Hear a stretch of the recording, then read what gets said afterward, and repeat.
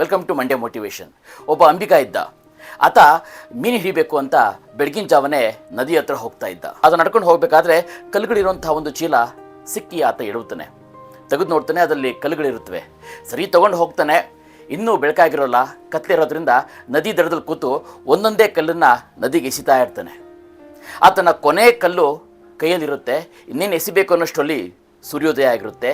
ನೋಡ್ತಾನೆ, ಅದು ಆ್ಯಕ್ಚುಲಿ ಕಲ್ಲಾಗಿರೋದಿಲ್ಲ, ಅದು ವಜ್ರ ಆಗಿರುತ್ತೆ. ಅಂದರೆ ಇಷ್ಟು ತನಕ ತಾನು ಎಸ್ತಿದ್ದು ಕಲ್ಲುಗಳನ್ನೆಲ್ಲ, ವಜ್ರಗಳನ್ನು ಅಂತ ಅವಾಗ ಗೊತ್ತಾಗುತ್ತೆ. ಅಳ್ತಾನೆ, ಕಿರಿಸ್ತಾನೆ, ಗೋಳಾಡ್ತಾನೆ. ಆದರೆ ಕಾಲ ಮೀರಿ ಹೋಗಿರುತ್ತೆ. ಕೊನೆಗೆ ಒಂದಾದರೂ ಉಳಿತಲ್ಲ ಅಂತ ಅದನ್ನು ಇಟ್ಕೊಂಡು ವಾಪಸ್ ಮನೆಗೆ ಹೋಗ್ತಾನೆ. ಆ ಅಂಬಿಕನ ಜೀವನದಲ್ಲಿ ಅಟ್ಲೀಸ್ಟ್ ಕೊನೆ ವಜ್ರ ಕೈಲಿದ್ದಾಗಾದ್ರೂ ಬೆಳಕು ಬಂತು. ನಮ್ಮಲ್ಲಿ ಇನ್ನೂ ಎಷ್ಟೋ ಜನರ ಬದುಕಲ್ಲಿ ಬೆಳಕು ಬಂದೇ ಇರೋಲ್ಲ. ನಾವೆಲ್ಲ ಇನ್ನೂ ಕತ್ತಲಲ್ಲೇ ಇರ್ತೇವೆ. ಈ ಅಮೂಲ್ಯವಾದ ಸಮಯವನ್ನು ನಾವು ವ್ಯರ್ಥ ಮಾಡ್ತಾನೆ ಇರ್ತೀವಿ. ಆದರೂ ನಮ್ಮ ಬದುಕಲ್ಲಿ ಸಮಯದ ಸದುಪಯೋಗ ಹಾಗೂ ಭರವಸೆಯ ಬೆಳಕು ಬರಲಿ ಹೊಸ ವರ್ಷದಲ್ಲಿ ಅಂತ ಆಶಿಸ್ತೇನೆ. ಎಲ್ರಿಗೂ ಶುಭವಾಗಲಿ.